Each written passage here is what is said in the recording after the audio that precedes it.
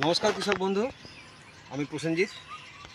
আমরা যারা ড্রাগন ফলের চাষ করি, আপনি দেখতে পাচ্ছেন এই একটা লাইন আছে, এদিকে পুরো গাছ আছে এবং ফুল আসতে আরম্ভ করেছে। তো যেটা সমস্যা হয়, আমরা যখন ড্রাগন ফলের চাষ করি তখন ফলের সাইজ নিয়ে একটা সমস্যা হয়, যে আমাদের কাঙ্ক্ষিত ফলের সাইজ আমরা পাই না। মোটামুটি 150 গ্রাম 200 গ্রাম যদি সাইজ হয়, সেক্ষেত্রে কিন্তু আপনাদের ড্রাগন চাষটা লস হয়ে যাবে। সেই লসটাকে মেকআপের জন্য আপনাদের যেটা করতে হবে, আমি একটা প্রোডাক্ট তৈরি করেছি যার নাম হচ্ছে বাহুবলী। এই বাহুবলী যদি ফলের উপরেতে আপনারা স্প্রে করেন, তাহলে ফলের সাইজ আপনাদের বড় হবে। 300 গ্রাম 350 গ্রাম সাইজ, 400 গ্রাম সাইজ এরকম হবে। তবে বেশিবার যদি আপনি ব্যবহার করেন, 1 কেজি 1.5 কেজিও পর্যন্ত হবে, তবে আমি আপনাদের বারণ করব বেশিবার আপনারা দেবেন না। ম্যাক্সিমাম দুবার, একবার থেকে আপনারা দুবার দিন। এবারে বলি বাহুবলীর ডোজ কত না। বাহুবলী আপনাদের দিতে হবে 60 ml প্রতি লিটার জলেতে। 1 লিটার জলেতে 60 ml আপনারা দেবেন। আমি দেখাচ্ছি আপনাদের। এখানেতে 1 লিটার জলেতে আমরা 60 ml তৈরি করেছি।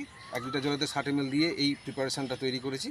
এবারে এই দেখুন, এখানেতে 16 তারিখ 16ই মে এই ফলটা ফুটেছিল। আজকে জুন মাসের 3 তারিখ, অর্থাৎ 17 দিন কমপ্লিট হয়েছে, আজকে 18 দিনে পড়েছে।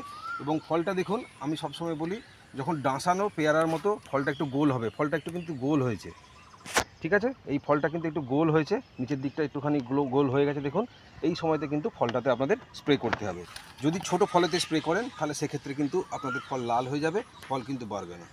এরপরেতে শুধুমাত্র গাছের ওপরেতে স্প্রে করার দরকার নেই। এরকম ছোট স্প্রেয়ার নিয়ে নেবেন, হ্যান্ড স্প্রেয়ার। এটা সেলুনে যেটা ব্যবহার করা হয় সেরকম, বা গার্ডেন স্প্রেয়ার যেগুলো আছে, 2 লিটার বা 1 লিটারের মধ্যে আপনি মিশিয়ে নিলেন। মিশিয়ে নিয়ে শুধুমাত্র এরকম ফলের ওপরেতে স্প্রে করে দিন, এইভাবে স্প্রে করে দিন। ব্যাস, আপনার কাজ কমপ্লিট হয়ে যাবে।